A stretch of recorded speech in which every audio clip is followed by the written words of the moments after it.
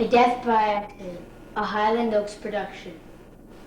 Bradley Friedman as Ronnie's teacher. Alan Medina as Ronnie's friend. Scott Trucker as Ronnie's father. Marissa Schatzman, the narrator. Ian Schatzman, the newspaper reporter. Jonathan Jordan, the police officer. And Erik Levin as Ronnie.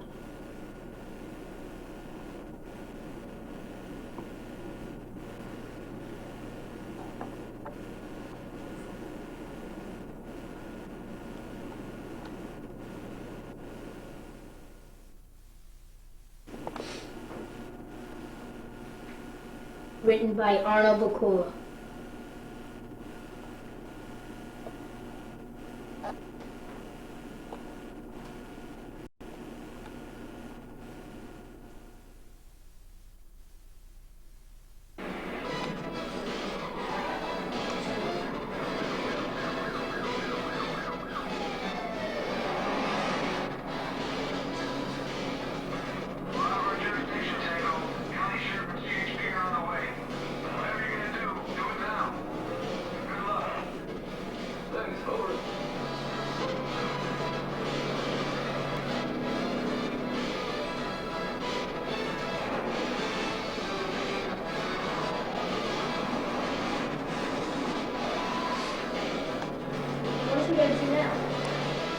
Probably should.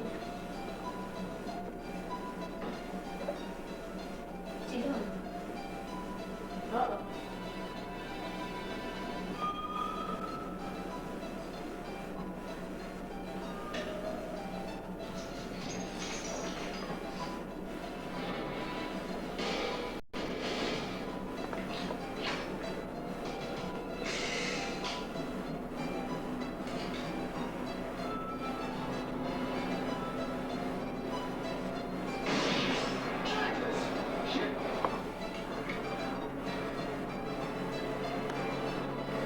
That's a .32 snub-nosed revolver.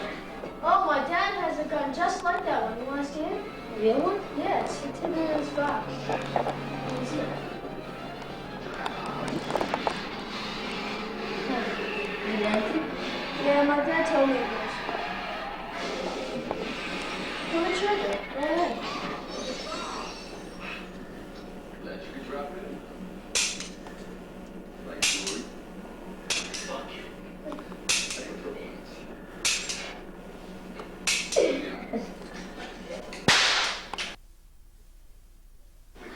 Oh! Ronnie! Wake up! Wake up, Ronnie! Come on! Wake up! You didn't want to leave this. Ronnie! Oh, no. Please, wake up! I'll make the statement. I'll make the statement. No way.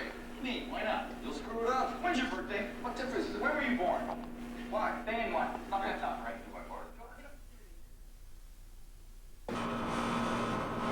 There are more than 50 million guns in circulation today, just in the civilian population. The FBI has reported a 14% increase in handgun murders from 1990 to 1991. More than 600,000 violent crimes are committed with handguns annually. Gun accidents are the fifth leading cause of death in children ages 14 and under. In the United States alone, violent gun deaths occur 93 times every day. In Dane County, over the last 3 years, over 50 young people died painfully and tragically from gunshot wounds, leaving behind parents, brothers, sisters, friends, teams, classrooms, and empty desks. Some were simply in the wrong place at the wrong time. Others were in the right place at the wrong time. President Clinton has already told Congress that if they pass the Brady bill, he will sign it. We hope that Florida's legislators will have the same courage and desire to help save America's greatest resource, its children. Even the loss of one child is too much. These are students from Highland Oaks Elementary School in North Miami Beach, Dade County, Florida, and represent a brand new program called Kids Saving Kids. To help other young people and all adults better understand the meaning of the death and loss of a child, whether by accident or on purpose, we would like to present a special program to you called A Death by Accident. We hope you'll take what we have to say seriously and think about the consequences the next time a legislator argues against gun control.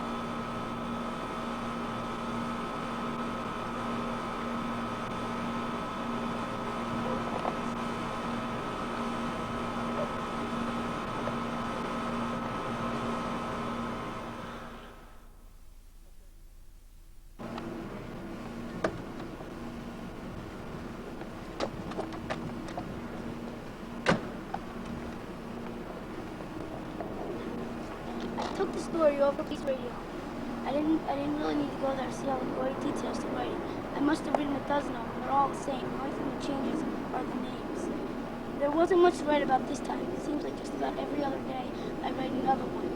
Today it was a 12-year-old. Yesterday it was a 6-year-old who found his father's gun. Last week it was a high school student who did another kid's girlfriend and was shot to death for it. Today, tomorrow, next week, I don't know who the next one will be. I just know another kid will be buried. Anyway, here's the story I wrote. You'll find it buried in a local section. The 12-year-old boy was shot and killed early last evening at a friend's home after playing with what he thought was an unloaded gun. The dead boy, Ronnie Smith, was given the gun by his friend. The gun belonged to the friend's father. Ronnie and his friend, whose name is being withheld by authorities, began playing with the black .32 7-nose revolver after being assured that the gun was empty. Ronnie began spinning the cylinder, pointing it around the room, pulling the trigger. After a few minutes, the friend said Ronnie became bored with the game. He pointed the barrel at his head, laughing. Before his friend could stop him, Ronnie pulled the trigger. The gun suddenly exploded, sending a bullet crashing through Ronnie's head. According to the medical examiner, Ronnie Smith was killed instantly before a small body hit the carpet floor.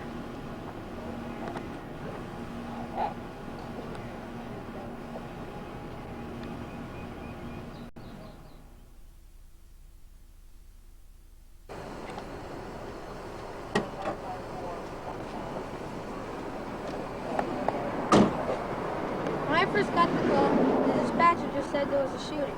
They never told me it was a kid. I wasn't ready for it when I got there.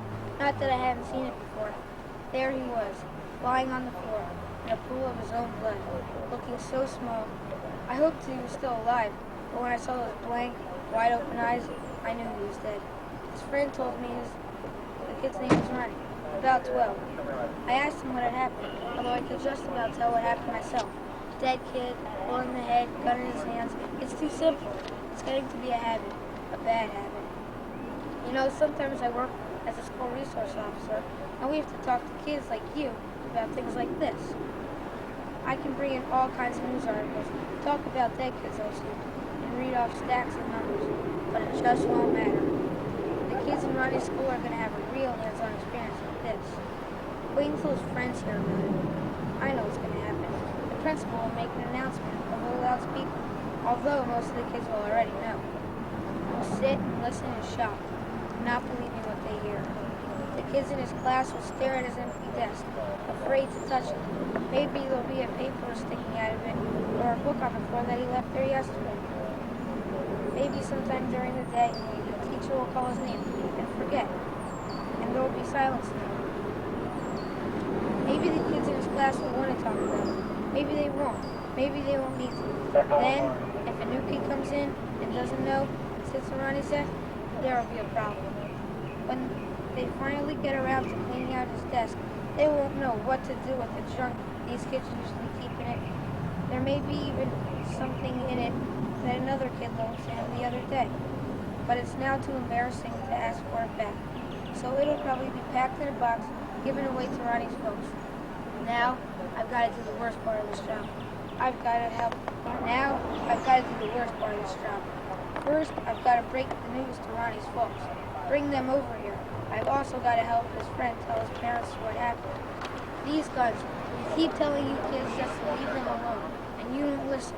Keep away from them.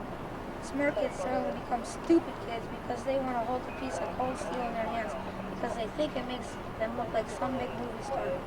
Hey, you smart kids out there, don't become dead kids. Leave the guns alone. They kill.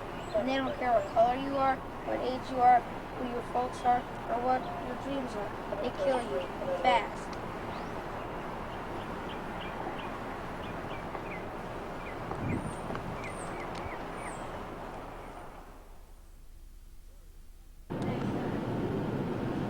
Ronnie, why'd you have to do this? Could've just left the gun alone. Why did it have to happen?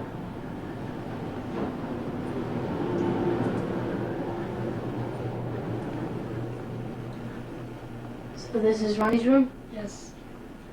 Can you tell me exactly what happened when Ronnie shot himself? Okay. I just couldn't believe it when that police officer came to the house to tell us Ronnie was dead. I realized it wasn't a joke. At first I thought he'd been hit by a car. I just gotten after him about playing in the streets with his friends and was sure that was it. I wasn't prepared to be told that he'd shot himself. That's something that happens to someone else's kid, not mine. The police officer took us to his friend's house where Ronnie was. Ronnie was lying on the floor. They had covered him in a blanket but couldn't hide the pool of blood. His friend was seated on the couch, shivering as though he was freezing. When I saw Ronnie's friend, I could see the fright in his eyes. I guess he thought I was going to hurt him. I couldn't, though. He was also a victim. You know what I think's so ironic? Ronnie and I had a talk about guns a couple of days ago, after the news report about the football player who was shot to death at the high school. We had a serious talk about guns and how they could be so dangerous, and what he should do if he ever sees one up close. I told him, if you ever see a gun, run the other way. Tell someone about it, but never touch it. I told him, never touch a gun. Now we'll never get to see the games we planned on, or do the kinds of things we talked about. There'll be no high school, no 13th birthday, no college. Ronnie had made a great lawyer like he always wanted to be. Now there's nothing left to dream about. Why did this have to happen? Who do I blame for this? All I had to do was leave the gun alone.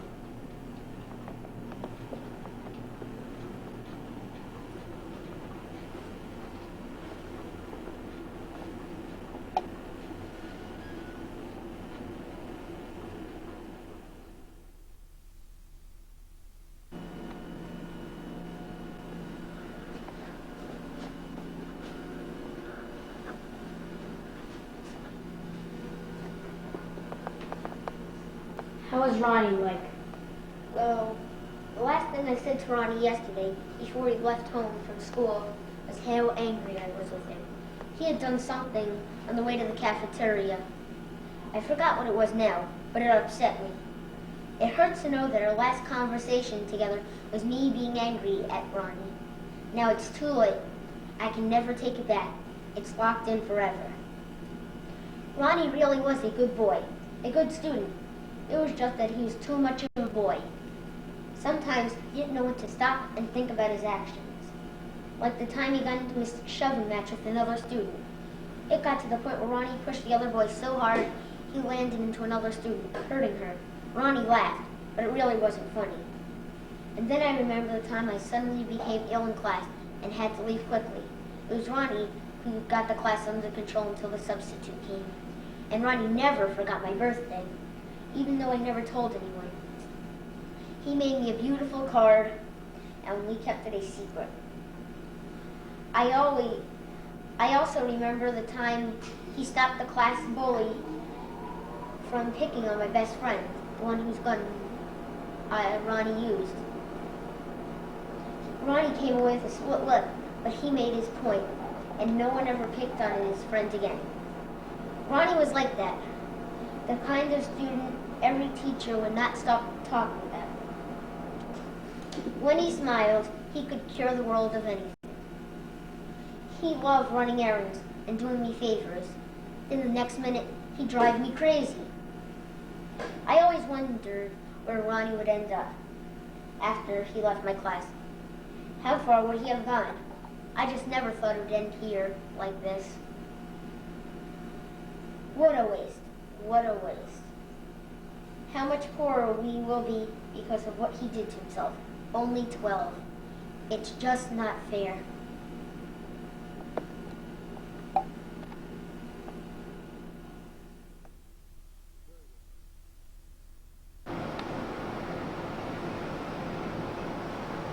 is Highland Oaks Elementary School, where Ronnie used to study and play with his friends.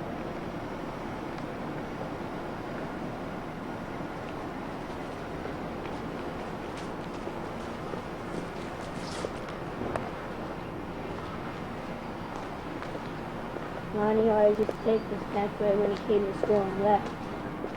Oh yeah, take me.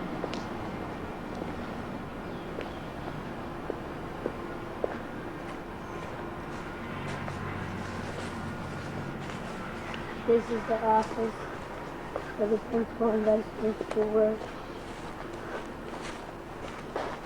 And here's the front of the school.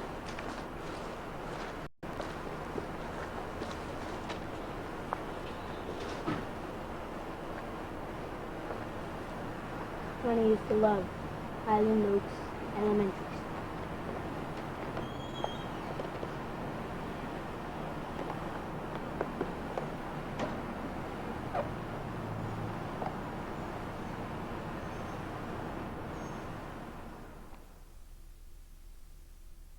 Get back on it.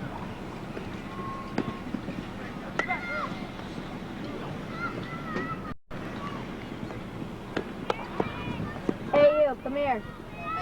Yeah, you.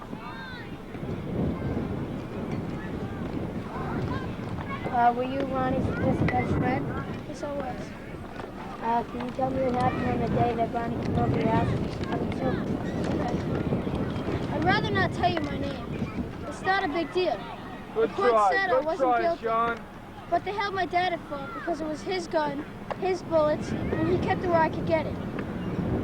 Let me tell you about Ronnie. I first met him in kindergarten.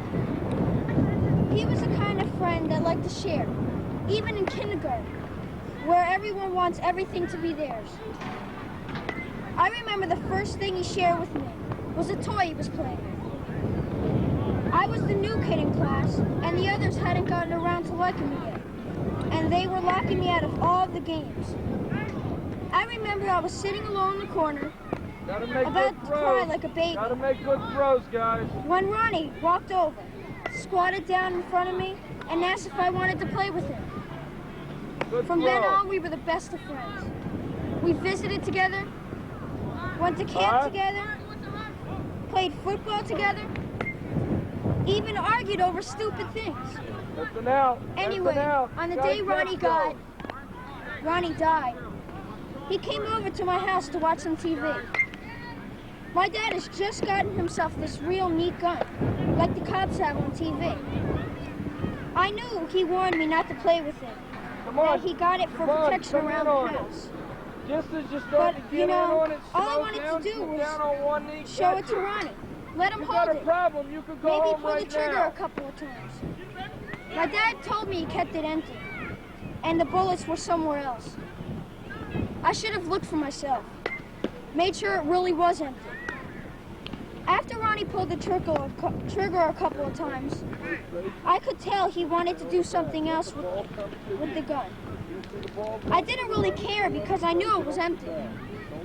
That's what my dad told me, and I believed him. I shouldn't have. But when I saw Ronnie put the gun barrel to his head, Good I just job. knew Way to something knock was it going to down. happen. I could taste it. Let the ball come to you. Watching him pull the trigger was like watching something in slow motion. You know, Okay. like in a movie when You're you see holding the someone what? getting shot and they slowly fall down dead. Maybe if I was a little faster, I could have stopped him. Maybe even knocked One the gun hand. away. But it was too late. Stay down. Okay, you stood up. Man, Remember, was when that you're the gonna loudest make- explosion come on. I've heard. You gotta make it close throw like I thought that. the whole house Stay blew down. up. I threw my hands across my face and closed my eyes. When I opened them up, Ronnie was on the floor, his head in a big puddle of blood, still holding the gun. I called his name a few times, but that was stupid because I knew he was dead, even though his eyes were still Good open. job. You know what really looked funny? The look on Ronnie's face, like he was surprised at what happened, Get under like it. he couldn't believe it. Okay. Well, neither could I. Held him to one. But when I Good saw throws, his eyes, Dr. Barnes. I really believed it.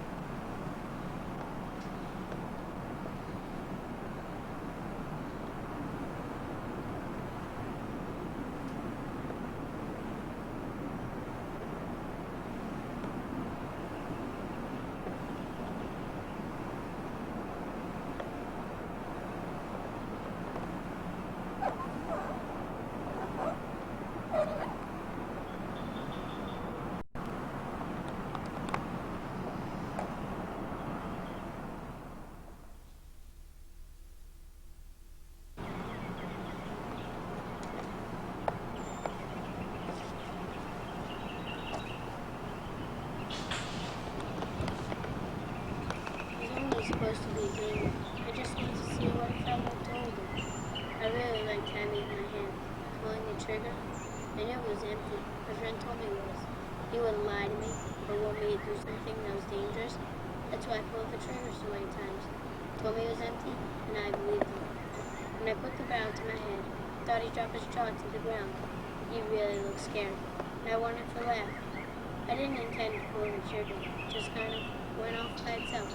I remember, I was starting to lower the gun, and then I heard a very loud noise in my ear. That's all I remember. I didn't feel any pain. Thought there would be, but there wasn't any. Maybe it was because, like everyone said, it happened so quickly. Next thing I knew, I was on the floor, and around my head was this big puddle of blood. I knew it was mine, and what I had just done to myself. What a dummy I was. I could see how frightened my friend was. I wanted to get up, tell him how sorry I was for scaring him, but I couldn't move, and the puddle of blood kept growing larger and larger. A few minutes later, a police officer was staring down at me, shaking his head, like he was upset with me. Before I could say or do anything, he covered me up with something. I guess that was when I understood. I knew I was dead. I killed myself. For a long time I lay there, thinking about what dead meant. I never thought about it much before I picked up the gun. Now I have a long time to think about it.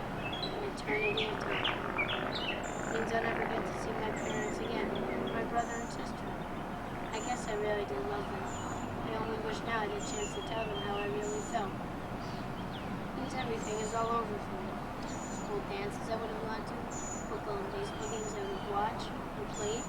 Now I'll never have a girlfriend, or take her to a dance, or marry her, or have children. I'll be alone forever. Your friends need me more than any of that. But you all forget me. Maybe after I'm not losing anymore, you'll get over me not being here. You'll forget me, my name, and how I died. Then it will probably happen to one of you out there, and you'll feel like I do. But you're too smart to have an accident like mine. Maybe, but there's a lot of room here. And when you get here, with me, we'll be all alone, together.